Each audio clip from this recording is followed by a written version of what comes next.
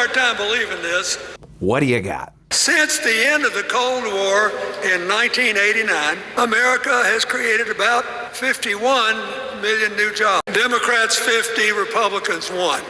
This is true if you measure it a certain way. Hello everybody, I'm Econ Chris Clark. I'm an economics professor, and I'm not a huge fan of this type of analysis, primarily because we live in a gigantic economy. The president doesn't have all that much control over it. And we can see this picture is driven, number one, by the timing. So we had the COVID recession, which wasn't Trump's fault, and that basically explains what's going on here. And then in 2008, we had the financial crisis, which led to a turnover in the party, explaining a lot of this picture as well. So I think we should look at this with a lot of different measures to tell a more holistic story about how the macroeconomy works in relation to policy coming out of the White House. First thing I want to do is go back a little further to another political regime change, moving from Carter to Reagan. At the end of the Carter administration, we also had a recession and huge double-digit inflation. Reagan enjoyed a lot of the recovery and was created over 15 million jobs in the 8 years he was in office. That's in comparison to the 10 million jobs that Carter created in the 4 years he was in office. Let's talk about more recent history. What policy choices did Trump or Biden make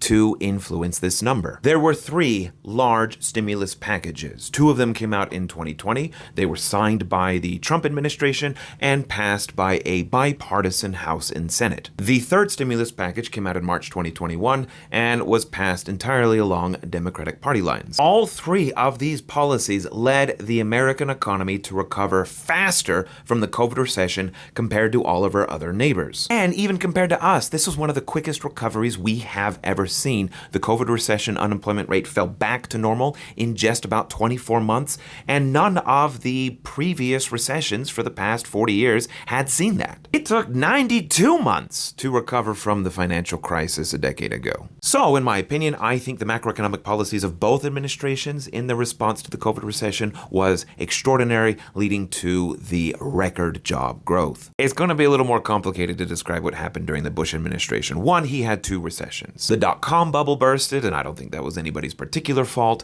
but the financial crisis, a lot's going on there. Some of the causes of the financial crisis were deregulation of the financial sector that was passed both under the Clinton administration as well as the Bush administration. It just took a while to see the full effects of that. Next, I want to look at median monthly job creations. This is going to allow us to ignore the big shocks of a recession and the timing issues, but it's going to say, hey, this person was in office 4 years, 8 years, the month in the middle, like what was the median job growth during that entire period? We see that 2017, 18, and 19 were fairly good years, averaging 200,000 jobs growing per month, but we notice the Biden administration has the biggest.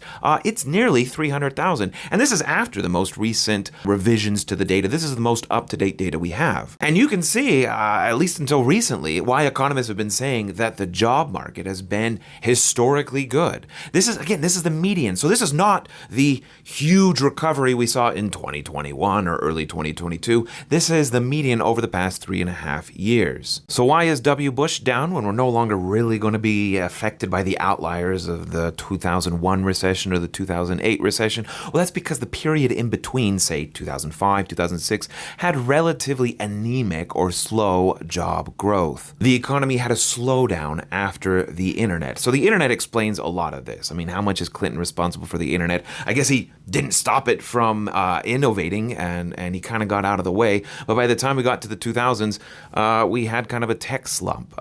We weren't innovating at the same speed that we were in the previous decade. So there you have it. Take it what you will.